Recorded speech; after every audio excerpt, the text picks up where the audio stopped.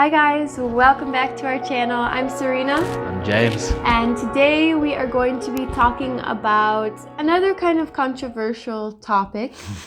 A lot of the resources for twins are like twins 20 or 30 or 40, 50 years ago, which we live in a completely different earth than 20 or 40, 50 different years ago. That can make a big difference. So today we are talking about another comment that we received, basically talking about how the runner in the twin flame dynamic, one, doesn't have any kind of an awakening, and two, like isn't spiritual, and then three, isn't like aware of what's going on. So I know a lot of you guys will kind of agree with this, which we're not disagreeing with it necessarily. I don't think.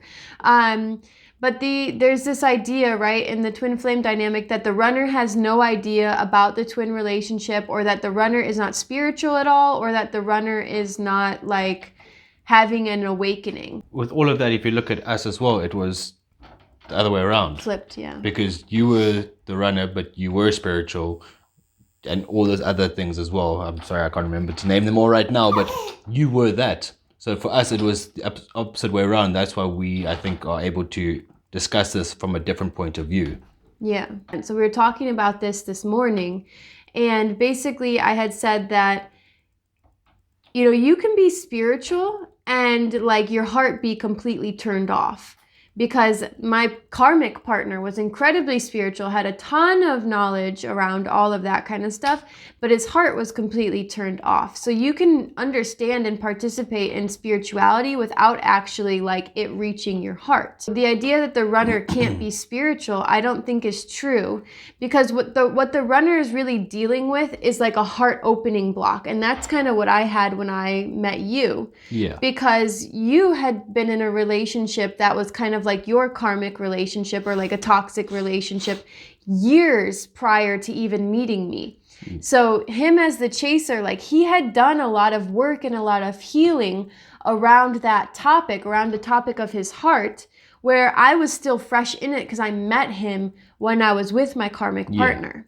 And you had kind of said something along the lines of like the blocks, you know, and the runner's blocks. Do you want to talk a little bit about that? Yeah, I mean, what we speak about this morning was because the comment we received was saying that you as the runner would, generally speaking, not be spiritual, and that would be essentially your block. Basically, as the runner, your block doesn't have to be that you have a spiritual block from that area, or it can be also an emotional block. It could be a block that's your heart, like you're saying with your heart, that you aren't able to open up and accept what you actually truly believe you deserve and actually do deserve.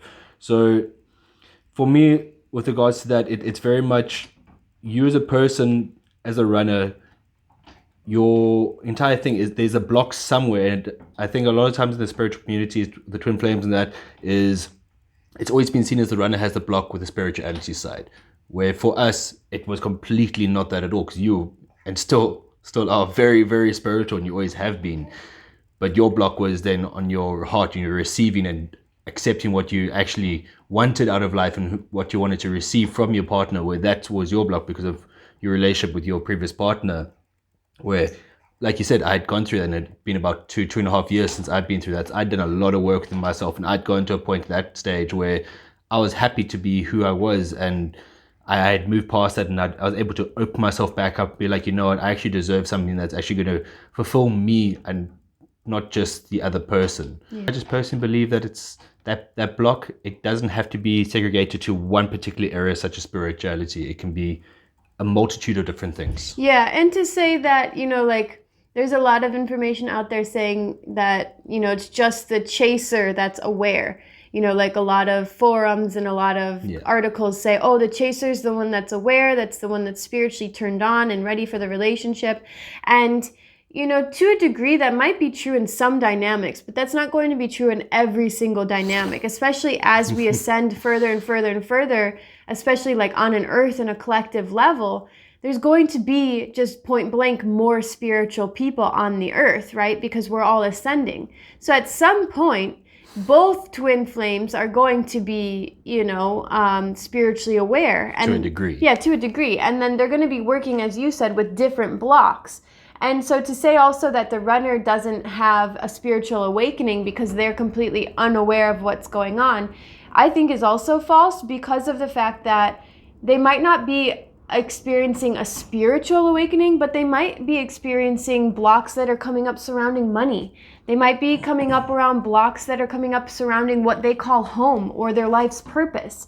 Like, this is where the dark night of the soul comes in, because both twins, because you're a mirror to each other, both twins are going to experience some sort of awakening due to this meeting. It's not unbalanced where one person is the teacher and one person is like the learner. You know, like, it wasn't just your job in the beginning when we first met, like during separation, to teach me things. You know, like, we were teaching each other continuously. Things, but you were supporting me incredibly with the heart wound that I had and the ability to open back up. And I needed that. You know, some people will go through separation and they go through a long no contact with their twin because they need to work on themselves personally. I already knew I was good being independent. What I wasn't good at was being in a relationship and not being codependent.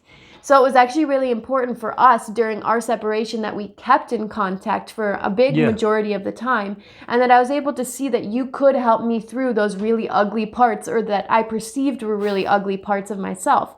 Like, you arguably saw me at my most broken ever, and maybe not in person, but I would experience a lot of it. You experienced a ton of it. I would call you after my previous partner like talked to me, and I'd be like shaking. And I remember like one or two of those phone calls where I called you and I was like, I don't know what to do. Like, I'm having like a panic attack, you know, like I'm feeling triggered from my previous partner. I'm like traumatized from it. And you were the one that was able to help me like breathe and like walk me through it.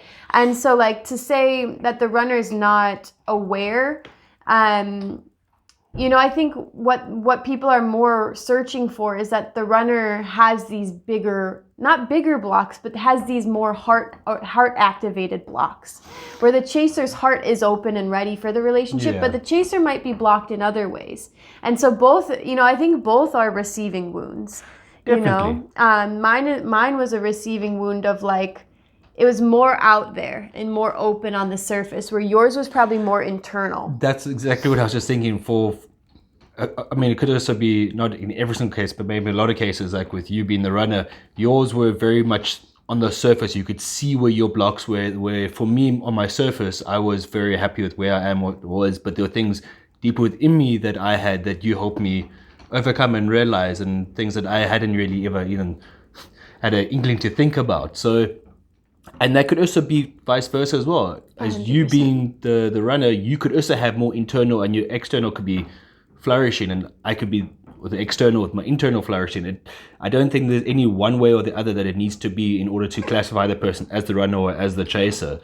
But I mean, in our case, definitely you had a lot more surface level things where you could see it on you. I mean, you wear your heart on your shoulder, and I could see straight away that you were just kind of bleeding from it, where for me it was a lot more internal things that I hadn't even thought about. I mean, I dealt with a lot and I fixed a lot within myself, but I'd never really dove deeply into myself to see what else there could be, because I believed, and I still do believe to a degree as well, that for the most part I was pretty much set. And I mean, I think that's a good mindset to have, but I think you always got to be open to knowing that there is still always going to be things you need to work on. And I mean, our relationship proves that we're constantly working on things with each other and through things, and the way that we process things, and we process as individuals, and then we come together as a whole in order to actually be like, okay, this is what we process and how do we move from here with it, and use each other's strengths and weaknesses to push each other forward. Yeah.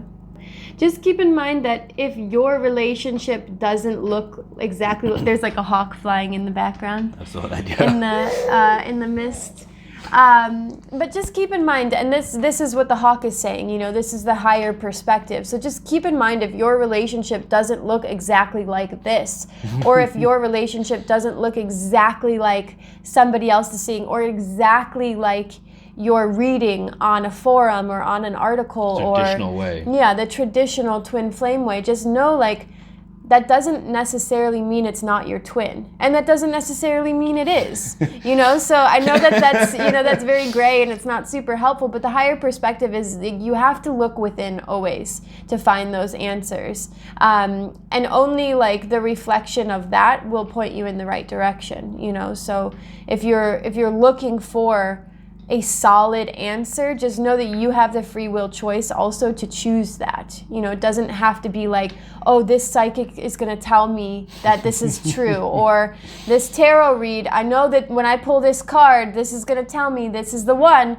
you know, or whatever that looks like for you. And trust me, I'm guilty of all of it too. I spent like 3 to 4 weeks while we were in first separation grilling your astrology, grilling my astrology, comparing it to the synastry chart between me and my karmic partner. And like literally I could not, I dug into everything, your human design, your astrology, your invisible garment. I dug into all of it because I was like, I need to know, what is this? What is this person? What are they? How are they connected to me? And I would find yes, and I would find a no. I would find a yes, I would find a no. And so if you're on this journey and that's what you're going through right now, is that uncertainty, like just know you're not the only one. We all go through the uncertainty. And you know what? Like your voice is the one that matters most. Like your certainty is the one that matters most. So you get to free will choose, you know, your path. And it doesn't feel like that. A lot of times it feels very fated and it feels very like destiny oriented. And to a degree it is, because we're co-creating, right? It's not just us. It's not just spirit. It's coming together on both sides. So you have a part to play and spirit has a part to play.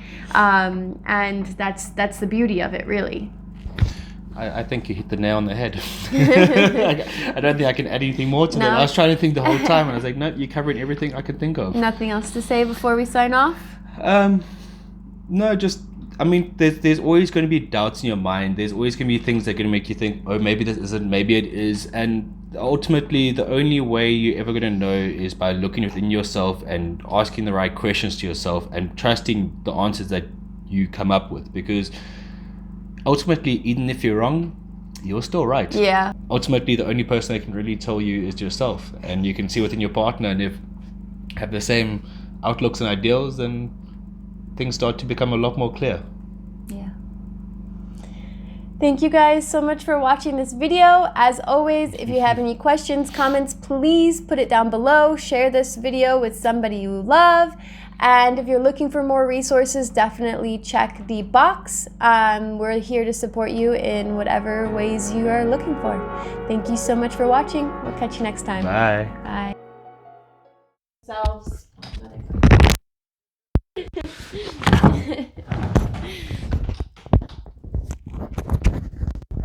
Too much arm movement.